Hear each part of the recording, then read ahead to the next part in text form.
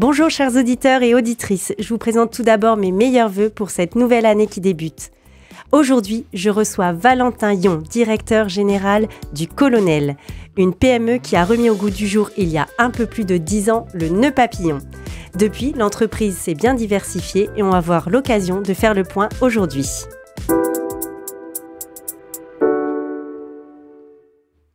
Bonjour Valentin Yon. Bonjour Amandine. Alors on va revenir d'abord sur justement la création du Colonel en 2012. C'est votre sœur en fait, Clémence et son conjoint qui ont eu l'idée de créer ces nœuds papillons fabriqués à Lille. Revenez un petit peu avec nous sur l'origine de cette entreprise. Effectivement, c'est Clémence et Rémi qui sont à l'initiative de ce projet. C'est une histoire un peu sympa parce que mon beau-frère Rémi simplement cherchait un nœud papillon pour lui. Il est assez excentrique et il aime bien s'habiller pour se démarquer. Et il a été assez frustré en fait de trouver que des nœuds papillons noirs ou bordeaux ou des choses assez tristes et classiques. Très classiques, trop classiques à son goût. Et du coup, il s'est mis en tête de faire les siens pour lui, vraiment un pur loisir créatif. Et il a du coup chiné quelques tissus qu'il branchait bien. Il a commencé à faire quelques nœuds papillons avec. Il s'est vraiment pris de passion pour cet accessoire qui lui permettait de se démarquer dans ses tenues. Et avec ces chutes de tissu, ma sœur lui a dit « écoute, allons un peu plus loin, faisons quelques autres en plus, quelques pièces avec le tissu qu'il te reste. » Et de là, en fait, ma sœur a créé un petit blog pour montrer, mettre en avant ce qu'il faisait. Et c'était vraiment voilà, un petit hobby de week-end. Et il s'était dit, l'anecdote est sympa, il s'était dit, écoute, si on arrive à en vendre quelques-uns, on pourra se faire un petit resto, essayer de rembourser un peu les achats de tissus. Et ça a démarré très vite. Le premier papillon est parti à Dijon.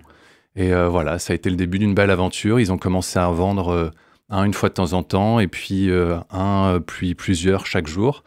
Et ça leur a pris de plus en plus de temps, puisqu'ils travaillaient à l'époque dans des jobs complètement différents. Ils faisaient vraiment ça le soir et le week-end. Et à un moment, voilà, ça a tellement grandi qu'ils ont dû quitter leur job et se mettre à temps plein et se consacrer à cette belle aventure du Colonel. Et alors justement, 3 ans plus tard, donc après la création en 2015, vous avez rejoint l'entreprise. Votre sœur et son conjoint sont partis vers d'autres aventures. Vous en êtes aujourd'hui le directeur général. Alors je pense que du coup, vous avez vécu l'histoire entrepreneuriale avec votre sœur. Vous avez eu rapidement envie de la rejoindre. Comment ça s'est passé? Alors plus que rapidement, en fait. Nous, dans la famille, il y a pas mal d'entrepreneurs. On a été élevés comme ça avec l'idée d'entreprendre, d'être son propre patron. Et avec ma sœur, en fait, depuis qu'on a 15-16 ans et qu'on commence à se demander un petit peu qu'est-ce qu'on va faire, quelle orientation on veut, on a toujours eu l'envie de travailler ensemble. C'est ma grande sœur qui est un peu plus âgée, qui a 4 ans de plus que moi. On a toujours eu cette envie assez jeune de pouvoir évoluer ensemble professionnellement. Et en fait, quand le projet Colonel a démarré, moi j'ai conseiller un peu ma sœur, on a souvent échangé sur quelle stratégie adopter, comment développer les choses, même si c'était eux qui, Clémence et Rémi, ont mis les premières pierres. Moi, à l'époque, j'étais étudiant. Et en fait, à la sortie d'études, j'étais dans un process RH pour être recruté et aller travailler à la Défense. Et j'ai rappelé la RH en lui disant que je viendrais pas et que j'allais me lancer dans cette aventure avec ma sœur. Parce que voilà, on avait besoin de compléter le duo et du coup de créer un trio pour démarrer tout ça. Et puis les rôles sont faits hyper naturellement avec Rémi qui était vraiment sur l'aspect créatif, production, atelier, couture, qui le plaisait bien. Ma sœur sur les collections, tout ce qui est commerce, et moi qui ai un profil un peu plus carré, donc vraiment dédié à la gestion, développement d'entreprise, tout l'aspect RH administratif qui m'allait bien. Donc on avait les bonnes bases chacun à 3, vos rôles. Chacun nos rôles pour vraiment avoir du succès, pas se marcher dessus aussi parce que c'est important, et d'avoir une vraie complémentarité tout en pouvant se comprendre. Je pense que ça a été la grosse force au début pour que ça puisse évoluer dans le bon sens. C'est ça pour vous justement les forces d'une entreprise familiale, c'est de se connaître pour pouvoir mieux développer un projet commun? On ne s'est pas vraiment posé la question parce que pour nous c'était évident. Il y a beaucoup de gens, quand on leur explique un peu notre parcours et qu'on bosse en famille, il y en a que ça passionne et que ça excite. Il y a des personnes qui sont plutôt rebutées et qui ne s'imaginent pas du tout le faire. Et je pense que c'est assez naturellement comme ça que les choses se font. À mon avis, travailler en famille, on le sent ou on le sent pas, et c'est assez binaire. Nous, c'était évident et c'était une envie de longue date, donc on est ravis de l'avoir pu la concrétiser ensemble. Et voilà, ceux qui se posent la question, à mon avis, c'est que c'est pas fait pour eux, parce que c'est vrai que l'entreprise, on en parle voilà, le dimanche midi, on en parle tout le temps parce qu'on se voit souvent, parce qu'on travaille ensemble, et puis c'est vrai que c'est des relations aussi qui sont un peu différentes des collègues de travail un peu plus classiques. Donc il faut bien le sentir, et nous, on avait envie que ça se fasse, et du coup, ça a été un beau succès, je pense. Vous diriez qu'il y a des faiblesses aussi à entreprendre en famille ? Il y a des faiblesses, oui, parce que je pense qu'on peut avoir quelques tensions aussi qui sont assez naturelles, mais qui, parce que dans un cadre familial, peuvent empiéter parfois un peu trop, et les problèmes pro ne sont pas des problèmes qu'on peut avoir en famille. Donc évidemment, ça peut amener certaines choses, mais pour moi, c'est beaucoup plus positif dans l'expérience, évidemment, que des choses négatives. Mais c'est sûr que c'est jamais tout blanc, surtout qu'entreprendre, il y a des hauts, il y a des bas. Il y a des bons moments, il y en a qui sont un peu plus compliqués à gérer, mais je pense que voilà, les petites choses négatives sont plutôt des frictions qu'on peut avoir en famille que des vraies problématiques. En tout cas, ça a été pour nous ce cas-là. Oui, en tout cas, pour vous, on sent que c'est positif. On l'a dit en préambule, le colonel, à l'origine, ce sont des nœuds papillons. Aujourd'hui, ça représente la moitié de votre activité, mais donc oui. Vous ne faites pas que ça. Vous vous définissez vraiment comme des spécialistes de l'accessoire de mode. Aujourd'hui, le colonel, c'est quoi ? Oui, c'est vrai que nous, on a démarré avec ce produit-là, mais on a vraiment tiré le fil de l'accessoire, en fait. On se place comme vraiment un artisan producteur d'accessoires de mode, plutôt masculine, mais on a une gamme aussi féminine qui s'est étoffée avec le temps.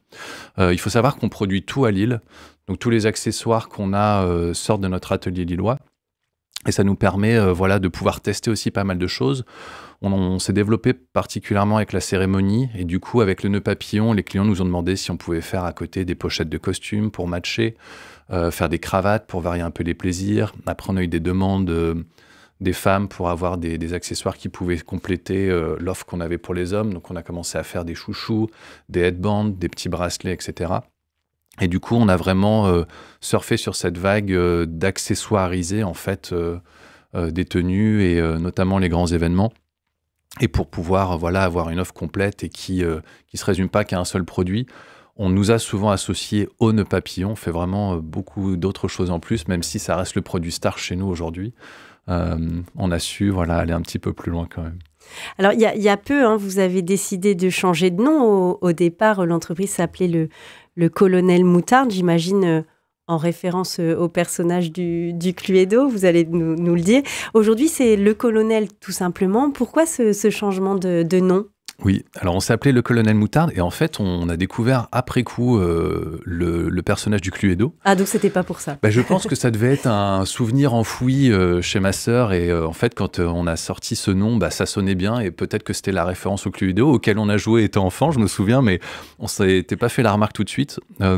Après, ça va, Hasbro allait droit sur le jeu, et nous on allait droit sur le textile, du coup on s'est pas marché dessus, donc tout va bien. Mais non, ça sonnait bien. Le côté moutarde, c'est à l'époque, quand on lance l'entreprise, une couleur qui est un peu désuée et qui collait bien aussi à l'image qu'on avait, l'image du nœud papillon qu'on ne voyait pas. Et on a vraiment su créer cette révolution dans l'habillement de la cérémonie et imposer le nœud papillon comme quelque chose d'acceptable et de vraiment sympa, fun, pour pouvoir s'habiller pour des mariages en particulier. Et c'est vrai qu'on n'en voyait pas avant que nous, on développe tout ça. Donc ça a été une vraie révolution esthétique à laquelle on a contribué. Mais pour revenir sur le nom, en fait, assez rapidement, on a ouvert une boutique à Lille, une boutique à Paris. Et puis, suite au succès de notre boutique parisienne, moi, j'ai ouvert une boutique à Londres qu'on a eue pendant 8 ans. Et en fait, c'est vrai qu'en rencontrant les clients anglais, et après, avec les ventes aussi en ligne qui se sont accélérées sur des pays anglophones, on a constaté que le Colonel Moutarde, c'était un petit peu dur quand même pour les clients anglophones. Et du coup, on a voulu simplifier en sachant que on s'appelait déjà... les clients français nous appelaient déjà le Colonel et disaient on va au Colonel, j'ai acheté ce nœud papillon chez le Colonel. Et du coup, c'était assez naturellement que réduire le nom serait une bonne piste pour nous développer et continuer à s'exporter. En plus, on a par chance... Colonel qui est un terme assez international et le qui est vraiment juste la petite touche française qui nous permet de faire comprendre à tous ces clients qu'on produit en France et qu'on a une qualité de produit qui correspond au Made in France auquel s'attendent les gens. Alors justement, est-ce que vous diriez qu'à votre échelle, vous avez participé à la modernisation du nœud papillon? C'est vrai que vous le disiez tout à l'heure, avant on en voyait quand même beaucoup moins. Maintenant, aujourd'hui, on en voit même en dehors des cérémonies. Est-ce que vous l'avez rendu un petit peu plus jeune, un peu plus moderne?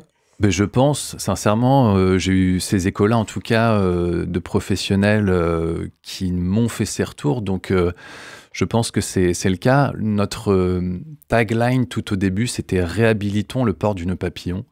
Parce que c'est vrai que ça détonnait, c'est vrai qu'on n'en voyait plus, c'est vrai que c'était désuet. Et on a su, avec des choix malins de tissus, de formes, voilà, redonner un peu de fraîcheur à ce produit et le re-rendre tendance pour que ce soit vraiment maintenant un produit qu'on soit content de porter, qu'on ne se sente pas mal à l'aise de porter, mais au contraire qu'on se sent fier de porter pour être élégant, se différencier, voilà, casser un petit peu les tenues qu'on peut avoir du quotidien. Donc oui, je pense qu'on a plus qu'on contribué, qu'on a ouvert une brèche dans ce sens-là, ouais. Au début, le colonel était installé au Faubourg des Modes, à l'île Sud.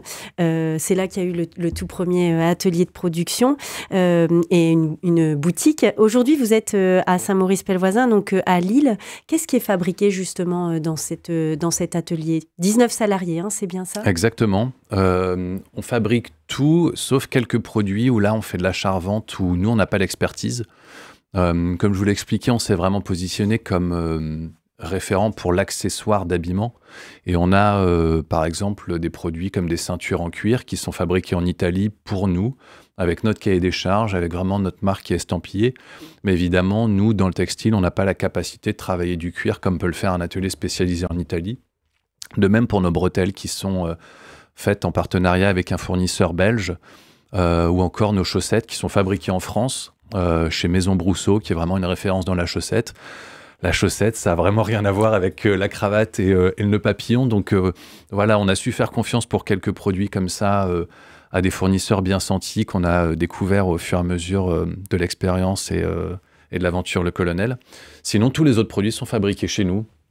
Donc on va fabriquer à Lille les nœuds papillons, les pochettes de costumes, des boutons de manchette, des cravates évidemment, un petit peu de loungewear aussi avec des caleçons pour hommes, quelques pyjamas shorts et quelques tops pour les femmes, des chouchous, des headbands, des masques de nuit, vraiment tous les produits que vous pouvez retrouver sous notre marque et qui sont à base de tissus. C'est nécessairement des produits qui sortent de notre atelier à Saint-Maurice-Pelvoisin.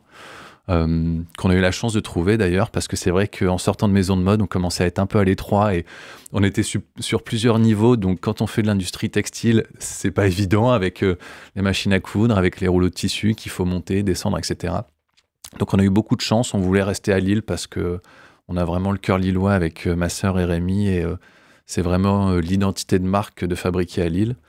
Moi, personnellement, je suis né dans la parallèle à côté de notre atelier. Donc, ah oui, belle coïncidence. Oui, donc voilà, il y a des choses comme ça quand on visite et que on le sent bien, on se dit voilà, il faut y aller. C'est vrai que ce déménagement en 2017 nous a permis de vraiment aussi pouvoir développer d'autres produits, avoir d'autres machines aussi pour continuer à produire à Lille, mais produire intelligemment et surtout avoir une qualité de produit qui est irréprochable. Et c'est ce qu'on fait aujourd'hui.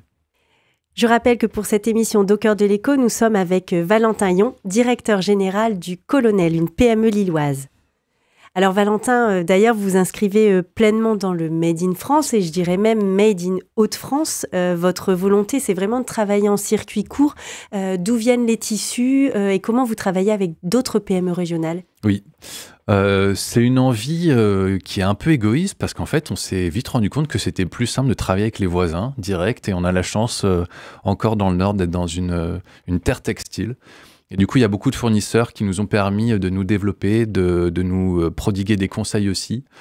Par exemple, tout le fil qu'on utilise est fabriqué chez J. Tout le Monde à Marc-en-Barœul. On a eu par moment des problématiques sur la technicité de tel fil ou tel fil pour notre production et d'avoir des résistances un peu différentes. Et c'est vrai que de pouvoir aller directement dans cet endroit juste à côté de chez nous, de visiter, de comprendre et de trouver le bon produit pour nous on puisse avoir quelque chose de qualitatif, en fait c'est plus simple. C'est plus simple, c'est plus sympa aussi de se rencontrer en direct. Dans la même veine, on fabrique toutes nos étiquettes à Halluin. On se source en tissu notamment chez Domotex, qui est basé à Saint-André. Alors, ils ne fabriquent pas forcément tout leur tissu à Saint-André, parce qu'il y a quand même assez peu de filanterie aujourd'hui en France, mais c'est vrai qu'il y a encore des gros acteurs qui nous permettent d'être dans un écosystème textile qui facilite et rend sympathique les relations. Mais c'est vrai qu'on a toujours eu à cœur de faire du circuit court. On trouve quand même des produits très qualitatifs en France et assez proches en Europe aussi. On travaille beaucoup avec les tissus de chez Liberty, qui est une maison anglaise, mais qui fabrique principalement en Italie. Ou plus récemment, on a une gamme de lin qui fonctionne très très bien. Et c'est un lin qui est récolté dans les Flandres franco-belges et tissé en Belgique. Donc on n'est pas en Haute-France, mais on est bien plus proche. On est vraiment très proche. On est bien plus proche que de Toulouse, par exemple. Ouais. Donc voilà, ça a été un peu la logique de l'entreprise, c'est de trouver des acteurs pour pouvoir se rencontrer et avoir des relations aussi avec nos fournisseurs qui sont sympas et qui nous permettent d'avancer ensemble. Alors quand l'entreprise a été créée, c'est que le Made in France, on en parlait quand même beaucoup moins que ce qu'on parle aujourd'hui. Aujourd'hui, ça explose vraiment. Est-ce que vous le ressentez, vous, dans vos ventes ou dans les retours de vos clients? Est-ce qu'ils recherchent juste l'accessoire de mode ou vraiment c'est la démarche dans son ensemble? On a toujours pensé que c'était complémentaire. On a, dès le départ, voulu faire des jolis produits qui étaient bien pricés et pas forcément appuyer uniquement sur le Made in France. Je pense que le faire, c'est très bien. Je pense que tout le monde ne peut pas le faire. Nous, on a la chance d'avoir trouvé une méthode qui fonctionne bien. Il faut dire aussi qu'on gère toute la chaîne de production et de distribution. Donc, ça nous permet aussi d'avoir des marges qui reste complètement dans l'entreprise. Nous, on part vraiment d'un rouleau de tissu brut jusqu'à nos propres boutiques et notre site internet qui nous permet d'avoir des prix relativement accessibles pour un accessoire de mode. Mais on a d'abord voulu faire des beaux produits et ensuite faire des produits qui soient faits socialement, écologiquement et d'un point de vue régional d'une manière qui nous allait bien. Et c'est un peu plus tard, en fait, qu'on s'est rendu compte que, oui, le Made in France était un vrai argument et on a commencé à le montrer un petit peu plus à ceux qui ne connaissent pas forcément nos méthodes de production. Mais on a vraiment développé l'entreprise instinctivement comme on aurait voulu, nous, consommer un produit. D'abord, quelque chose qui nous plaît, quelque chose qui est raisonnable, mais quelque chose qui est très qualitatif. Et si en plus c'est fait à côté, voilà, là c'est bien. Mais ça a été ça notre démarche. Et est-ce que ça complexifie les choses de maintenir une production en France? Comment on trouve les savoir-faire? Est-ce qu'on arrive toujours à sourcer les bons produits, à avoir les produits près de chez soi? Est-ce que des fois il y a des choix que vous devez arbitrer? Honnêtement, non. Nous, parce qu'on part vraiment d'une base brute et on met beaucoup de valeur ajoutée nous-mêmes dans nos produits. Et voilà, on part de tissus, tout simplement. Donc, on a en interne beaucoup formé, on a beaucoup recruté d'apprentis. On a quand même dans le Nord beaucoup de lycées et de formations autour du textile. Donc, nous, ça nous a permis d'avoir cette main-d'œuvre qui a envie de travailler dans le textile et que nous, on a pu former à nos méthodes. Et du coup, non, l'accès au Made in France, pour nous, en tout cas, a été relativement simple. Et d'ailleurs, vous avez beaucoup de jeunes dans votre personnel de jeunes qui ont envie de se mettre justement à la couture et à des métiers vraiment manuels. Oui, c'est vrai. Moi, j'ai 36 ans et je suis dans les doyens, donc je tire la moyenne d'âge vers le haut, mais je pense que 36 ans, c'est très raisonnable. Mais non, c'est vrai, et puis c'est sympa parce qu'on a recruté des jeunes aussi qui se sont développés avec l'entreprise. Je pense notamment à ma directrice de production qui est arrivée chez nous en tant qu'apprentie, qui avait à peine 20 ans et qui aujourd'hui est la directrice d'atelier, qui manage une dizaine de personnes et qui va vraiment grandir avec l'entreprise. Et voilà, en septembre encore, on a recruté des apprentis pour venir découvrir ces métiers-là. Donc c'est intéressant, on a un turnover qui est assez faible et on a des vrais passionnés qui s'intéressent à la couture ou des gens qui veulent se reconvertir aussi, qui ont goûté à d'autres métiers mais qui veulent avoir des jobs un peu plus concrets et un peu différents. Et du coup, on a de l'attractivité, ça fait vraiment plaisir. Tant mieux, en plus en ces temps où des fois recruter c'est difficile, c'est un vrai atout. J'aimerais qu'on parle maintenant de vos réseaux de distribution, donc Internet, hein, vous l'avez dit, des revendeurs, des boutiques. Après la boutique de Lille, vous êtes allé à Paris, mais aussi dans d'autres villes de France. Aujourd'hui, où est-ce qu'on peut retrouver les produits du Colonel? Aujourd'hui, oui, on est vendu en ligne. Le site Internet représente environ la moitié de nos ventes. Ces ventes sont complétées par nos 3 boutiques. On a une boutique à Lille, évidemment, ça on ne pouvait pas passer à côté. Forcément. À Paris, capitale de la mode, donc ça aussi. Et à Lyon, on a historiquement toujours eu beaucoup de ventes en ligne en Rhône-Alpes. Du coup, on a ouvert à Lyon assez rapidement. Du coup, ça, c'est vraiment notre base. C'est plus de 90% de notre chiffre d'affaires. Le delta est complété par du B2B et des grands revendeurs qu'on veut vraiment développer. On a été focalisé sur tout le développement dans les premières années de notre site, sur la qualité de notre site internet et le développement de nos boutiques. Mais maintenant, on a vraiment une démarche concrète de vouloir se développer, d'être distribué et de diluer plus notre marque. Comme je vous l'ai expliqué, le nœud papillon, ça pouvait choquer un petit peu il y a quelques temps. Maintenant, c'est un produit qui est mature, qui est vraiment intégré dans les codes vestimentaires. Et du coup, c'est le moment d'accélérer et diffuser un petit peu plus. Dans le courant de l'année 2024, on est notamment rentré aux Galeries Lafayette à Haussmann. Belle adresse du coup pour vous. Très belle adresse, oui. Et puis, c'est eux qui sont venus nous chercher. Donc, ça m'a fait énormément plaisir qu'on puisse être dans leur radar. Je pense que c'est signe de la qualité du travail qu'on a pu fournir ces dernières années. Et ça s'est hyper bien passé. On a eu un test vraiment intéressant en 2024. Du coup, on va être déployé sur 6 autres magasins du réseau Galeries Lafayette. Et j'espère d'autres revendeurs, multimarques, concept store aussi, qui pourraient nous développer. En tout cas, c'est la démarche qu'on a pour 2025 et ça me fait vraiment plaisir parce que c'est des projets sympas, c'est des projets différents. C'est des projets qui nous ont permis de recruter une responsable commerciale et de varier un petit peu les métiers aussi qu'on peut avoir au sein de l'entreprise. Donc voilà, 2025 commence et ça commence avec le sourire et des projets très sympas. Et tant mieux, et j'imagine aussi qu'en boutique, c'est l'occasion parfois de donner des conseils, peut-être d'assortir des tenues. Il y a aussi cette notion qu'on retrouve peut-être moins sur la partie web. Évidemment, évidemment. Alors nous, le téléphone sonne quand même pas mal pour avoir des conseils malgré tout à distance et on peut conseiller à distance. On a souvent des moments un peu marrants avec des clients qui nous envoient des photos de leurs costumes ou de leurs chemises. Mais c'est vrai qu'en photo, c'est toujours un peu compliqué de faire le bon choix, mais on aide en tout cas. C'est sûr qu'en boutique, on a une vraie expérience conseil. On a des gens qui viennent de loin parfois pour aller en boutique et pouvoir voir justement les produits, de trouver la bonne couleur, d'avoir le bon conseil parce que évidemment tout le monde n'a pas l'habitude de porter des nœuds papillons ou des cravates. On le fait de plus en plus pour quelques événements au cours de l'année. Donc c'est vrai qu'on perd un petit peu les bons réflexes pour bien assortir les choses et on peut être un peu parfois perdu. Mais voilà, on a des gens qui sont disposés à répondre à toutes ces questions et aider les clients à trouver ce qui leur vont bien. Aujourd'hui, combien vous avez de références, soit en nombre de couleurs ou d'accessoires? Est-ce que tout est quasiment réalisable? Tout est quasiment réalisable, oui. On a à peu près 150 nœuds papillons différents. Si c'est pour parler que des nœuds papillons, je pense qu'on doit être sur des choses un peu moins hautes en cravate, mais on n'est pas loin de la centaine non plus. Donc il y a vraiment du choix pour tout. Malgré tout, avec notre atelier, on a une réactivité aussi qui nous permet de faire de la personnalisation et des produits uniques. Si vous êtes client et que vous avez déjà un tissu, nous, on peut travailler avec ce tissu directement et vous faire un nœud papillon dans un tissu que vous avez chez vous ou dans une vieille chemise que vous adorez mais que vous portez plus pour X raisons. Donc, c'est des choses qu'on peut aussi se permettre de faire en travaillant en Made in France et en étant intégré comme ça. Mais normalement, le choix est assez suffisant chez nous pour trouver son bonheur dès la première fois. Est-ce que ça veut dire que vous avez une clientèle essentiellement masculine ou justement avec les autres accessoires que vous proposez, vous vous ouvrez plus vers les femmes? C'est particulier parce qu'en fait, la grande majorité de notre chiffre d'affaires est fait sur des produits qui sont plutôt masculins, orientés masculins. Par contre, on a un split parfait sur le genre de nos clients en ligne à 50% hommes, 50% femmes. Donc on pense que les femmes achètent pas mal pour leur plus sain, leurs compagnons. Donc c'est assez marrant de voir que c'est elles qui dictent aussi les choix vestimentaires des messieurs.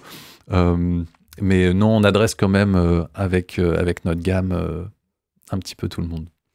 On arrive au terme de cette émission. Valentin, je vous remercie beaucoup. Et en tout cas, on souhaite une longue vie au colonel.